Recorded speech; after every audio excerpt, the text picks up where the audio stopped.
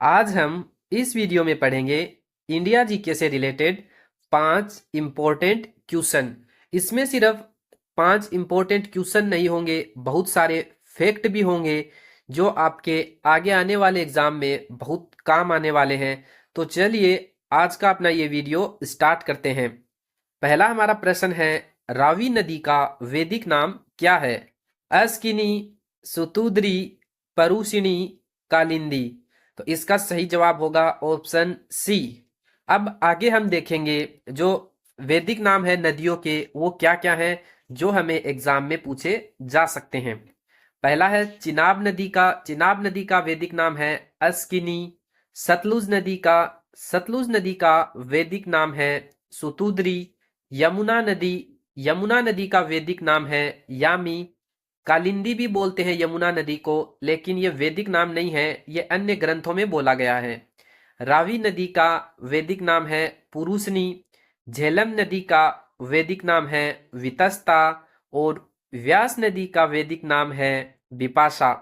तो आपको ये 6 नदियों के जो है नाम क्लियर हो चुके हैं। एग्जाम में सिर्फ नदियों का एक नदी का नाम नहीं पूछ सकता, ये ऐसे आपको मिलाने का जो मिलान वाला क्वेश्चन आता है वैसा भी दे सकता है। तो आपको सभी नदियों का नाम याद होना चाहिए।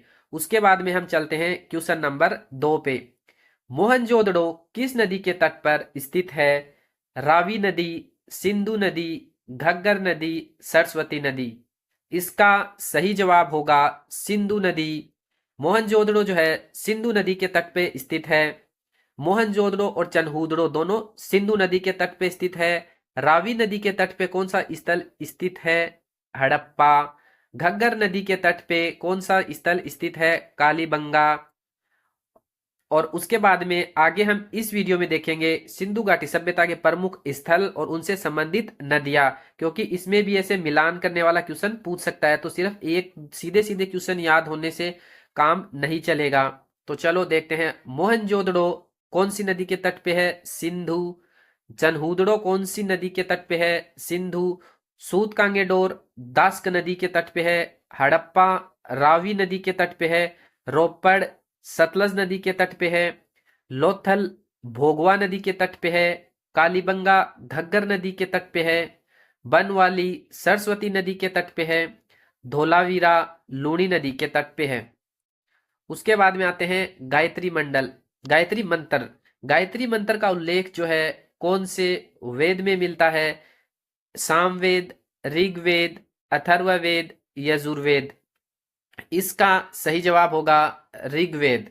जो गायत्री मंत्र का उल्लेख है वो ऋग्वेद में मिलता है। सामवेद से हमें क्या जानकारी मिलती है? संगीत के बारे में जानकारी मिलती है।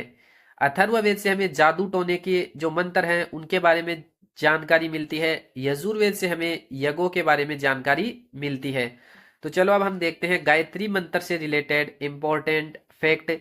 गायत्री मंत्र का उल्लेख ऋग्वेद में है। ऋग्वेद के कौन से मंडल में है? तीसरे मंडल में। कौन से सूक्त में है? 62वें सूक्त में। और कौन से श्लोक में है? तो 10वें श्लोक में। गायत्री मंत्र जो है उसमें 24 अक्षर होते हैं और गायत्री मंत्र के रचयिता हैं ऋषि विश्वामित्र। उसके बाद में चलते हैं क्वेश्चन नंबर 4 में। इसमें कौन सा युगम जो है सही सुमेलित नहीं है? अथर्ववेद से हमें जादुई सूत्र का ज्ञान होता है। ऋग्वेद से स्तुति के भजनों का ज्ञान होता है। यजुर्वेद से यज्ञ सूत्रों का ज्ञान होता है। सामवेद से विज्ञान का ज्ञान होता है। तो इसमें सामवेद से हमें विज्ञान का ज्ञान नहीं होता, सामवेद से हमें संगीत का ज्ञान होता है। तो इसमें आगे हम पढ़ेंगे कि कौन से वेद से हमें कौन सा ज्ञान होता है। अथर्ववेद से हमें आयुर्वेद का ज्ञान होता है और जादू टोने से जुड़ी जो जानकारियां है, जादू टोने से जुड़े जो मंत्र है उनका हमें ज्ञान होता है। ऋग्वेद से भी मंत्रों का ज्ञान होता है, लेकिन ऋग्वेद से देवताओं की स्तुतियों के मंत्र, प्रार्थना जो है उनका ज्ञान होता है।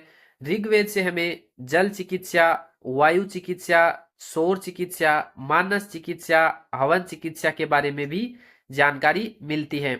यजुर्वेद जो है, यजुर्वेद से हमें यज्ञों से जुड़ी जो नियम है उनका पता चलता है। यज्ञों से जो जुड़े जानकारियां है उनका पता चलता है और तत्व ज्ञान का भी पता चलता है। सामवेद से हमें संगीत से जुड़ी जानकारी मिलती है। और सामवेद को क्या कहते हैं? भारतीय संगीत का मूल। पूछा जा सकता है एग्जाम में, भारतीय संगीत का मूल किसे बोला जाता है? कौन से वेद को बोला जाता है? तो सामवेद को। उसके बाद में वैदिक, अगला जो हमारा प्रश्न है, वैदिक काल में समाज को कितने वर्गों में बांटा गया था? 6, 3, 5, 4। तो इसका सही जवाब होगा 4। 4 वर्गों में बांटा गया था जिनको वर्ण बोला जाता था। तो आगे हम पढ़ेंगे कौन कौन से वर्ग थे। समाज को वैदिक काल में 4 वर्गों में बांटा गया था जिन्हें वर्ण कहा जाता था। और ये 4 वर्ण कौन से थे? ब्राह्मण, क्षत्रिय, वैश्य, शूद्र। प्रारंभ में व्यवसाय के आधार पर इनको बांटा गया था, लेकिन बाद में ये वंशानुगत हो गया। ब्राह्मण और क्षत्रिय को अग्रणी जाति माना जाता था, वैश्य को भी उच्च जाति माना जाता था, लेकिन ब्राह्मण और क्षत्रिय से कम माना जाता था। अगर आपको हमारे ये क्वेश्चन अच्छे लगे हैं तो वीडियो को लाइक करें, और अगर इस तरह के और वीडियो देखना चाहते हैं तो चैनल को सब्सक्राइब भी करें।